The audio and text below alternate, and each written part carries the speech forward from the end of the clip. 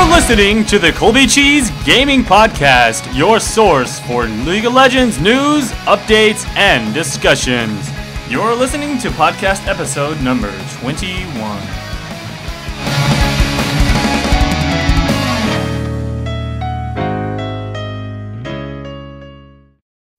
Hey, what's up, guys? Today is August 27, 2011, and boy, got some fun things to talk about. But hey, who wants to be my neighbor in The Sims Social? We can build houses, and you can repair my toilet and clean my bathtub, and it'll be a grand time, I swear. It's kind of my thing, you know.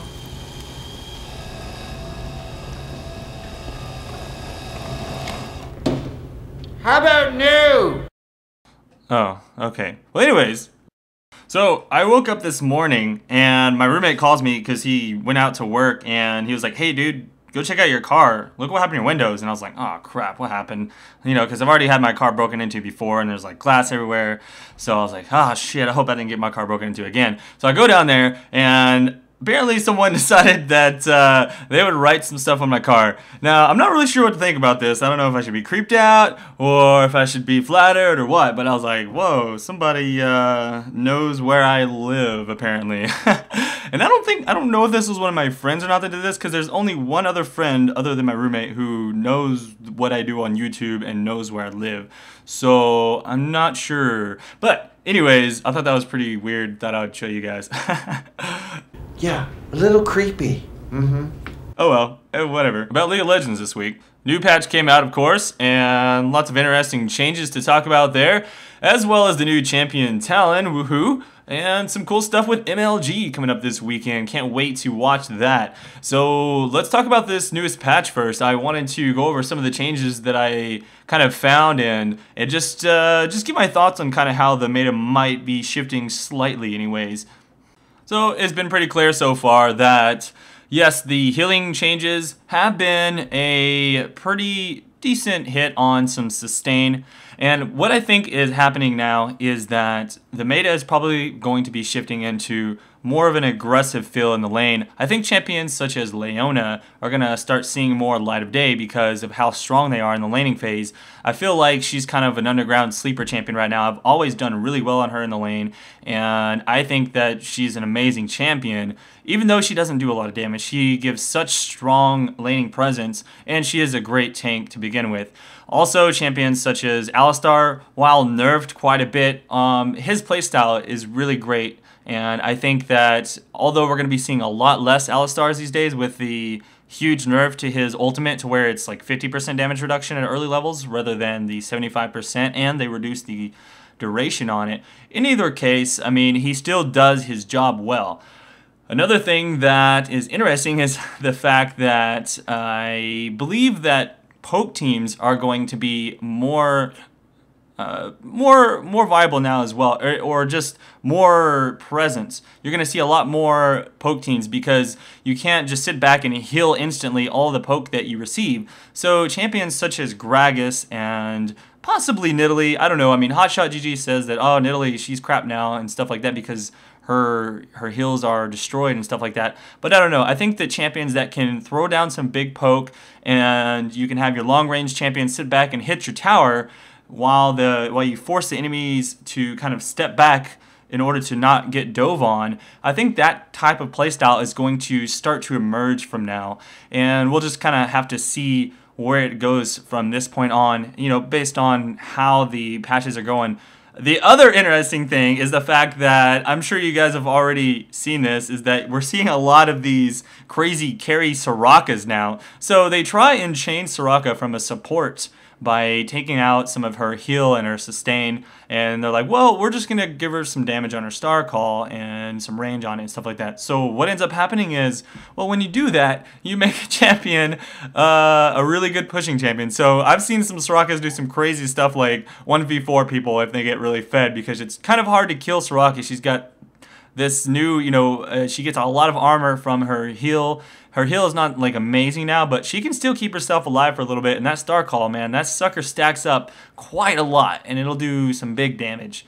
So I don't know. I mean, I was playing a game last night, and the stalker was actually playing support and ended up getting 5-0 in the bottom lane. She was getting all the kills, so it was pretty funny. And of course, we've seen the solo mid, solo top Soraka's coming out now as well. I don't know if this is something we're gonna see in like high elo play. It might be, who knows? But either case, I don't think it's necessarily an OP thing.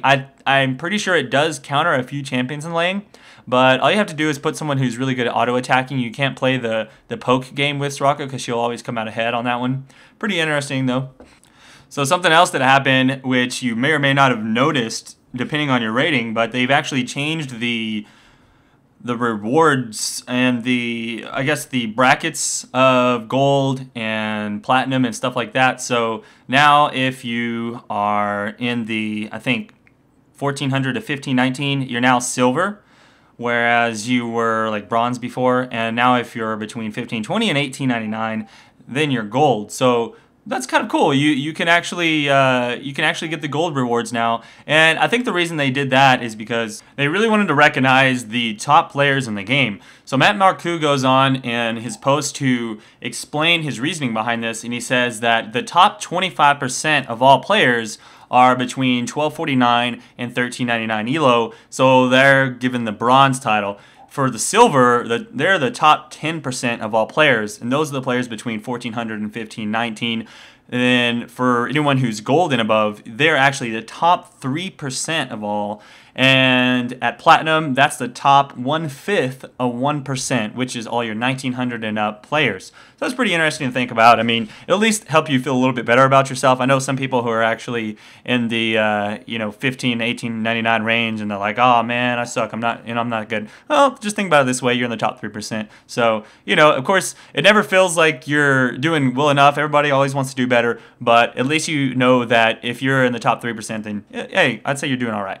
Anyways, so that's pretty cool. We get some nice rewards from that. You get like a frame summoner icon, and you get a cool little icon in the forums, and a special Jarvan skin if you're gold. So anyways, for you guys trying to get up there, just keep on working on it. Of course, I am going to be trying to do a lot more of my series. I'm trying to get a little bit more steady on the content that I'm releasing, such as, every week I'm going to be doing some kind of champion discussion or guide or first impressions video, as well as a commentary for that champion.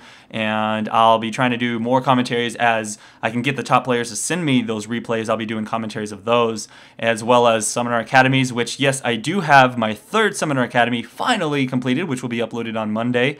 Anyways, good stuff. Moving on, though, let's talk about the next topic. I found this hilarious song, and, well, it's not really just a song. It's more like this guy was trying to show him in a game juking people around as Jarvan, and for some reason, he decided to, like, sing along with a song and put it on his video, and I don't know, I mean, I came to watch the Jukes from Jarvan, and I ended up watching it like several times just because it was so hilarious to hear this guy sing. Check this thing out. It's weird, but it's funny.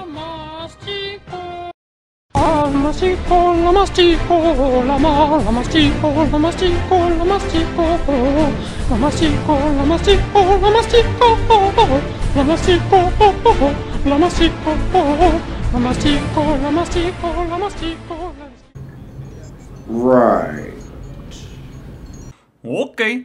So anyways, today is MLG, today and tomorrow, I believe, actually, and the 4 top teams, Epic Gaming, Curse Gaming, Team Silomid, and Counterlogic Gaming, well, top teams from North America anyways, are going to be playing it out to see who can win. Pretty good prizes overall. You get 12.5 grand for first place, so not a tourney to be laughed at, and plus they got their flights paid for to get up there, so that was always pretty cool as well. The only thing I'm noticing here is that CLG is actually playing with Voyboy since Big Fat LP is actually at PAX. So that's, I don't know how they're going to do without having him on their team. But I'm sure they might be able to work it out. I mean, they did win IEM with having Salsa on their team, so I'm sure they could potentially work that one out. On the other hand, though, I'm looking forward to it. It is going to be a pretty epic showdown these next 2 days, seeing as how it is not just, like a best-of-1 type of series. It's actually best-of-3 matches, with the finals on Sunday being best-of-7, actually. So that's going to be pretty cool overall. Another funny thing is, so my friend Forecourt Jester is the one up there casting it with Rivington, and I did not expect him to actually wear the Jester hat. I've never seen him in person, actually, until now, but that was pretty pretty funny. So anyways, if you guys are not watching that, be sure to check it out. It's pretty cool. Unfortunately, you have to pay to watch it in good quality, so that kind of sucks, but whatever. I mean, it's some good stuff overall. You can learn some things and hear some great casting. So check that out for sure. And I'm sure I'll be talking about that once the tournament is done later, maybe on my next podcast or something. So I wanted to talk about the new items that they're bringing into the Dominion modes. They're going to be starting you off with a lot extra gold. So they've added some items that are similar to the Doran. So the first one is the Prospector's Blade. Gives you 20 damage and 5 lifesteal. It's kind of like an upgraded Doran's Blade item. Pretty sure most of your carries are going to be buying that right off the bat. And then they've got a Prospector's Ring for your AP carries, which is the upgraded Doran's Ring. Gives you ability, power, health, and mana regen. Cool thing is they don't stack on the HP, so you're not going to buy several of them. Odin's Veil is going to be kind of the replacement to Banshee's Veil. Banshee's Veil won't be available to use in Dominion, so you'll use this one instead. Basically what it does is it gives you lots of magic resist, and it stores up damage that you take, and eventually you'll be able to release that, doing damage to multiple people or champions, enemies, whatever the case is. So it's like a big AoE up to, looks like 600 damage if you get it fully stacked up and whatnot. So that's going to be pretty cool to use there. And it is able to give you a decent amount of magic resist, just like if you were to buy the Banshee's Veil. Priscilla's Blessing. This looks like you're going to be using this as just like a regen item for tanks that want to run around really fast on the map. It's got an active. You pop it and you're going to just boom. You're going to have a big speed burst. So it's going to help you to capture the towers and stuff like that. It's going to give you an increased capture time. So if you're one of the characters that wants to run around quickly and just stay alive and capture, you're going to get that one. The Ionic Spark is more of an attack speed item, which is like it's just a cheaper version of a big attack speed. It gives you some attack speed and HP, and then it's also similar to Sword of the Divine in that it gives you 100 magic damage every 4th attack. So I don't think it doesn't really look necessarily as strong as the Sword of the Divine as far as damage wise, but it gives you a little bit of survivability, and in this map I think having that extra bit of survivability and sustainability is going to help out quite a bit if you're running around between the different lanes, or not the lanes obviously, but the different towers, trying to capture those and whatnot. So we'll see how that one works out. The next one is the Lightbringer. This one actually gives you a lot of extra attack speed, 50%, and then 17% lifesteal. The cool thing though is that your attacks grant vision, so if somebody tries to juke you into a bush or something, you'll be able to continue to see them for a while, especially if it's someone's stealth.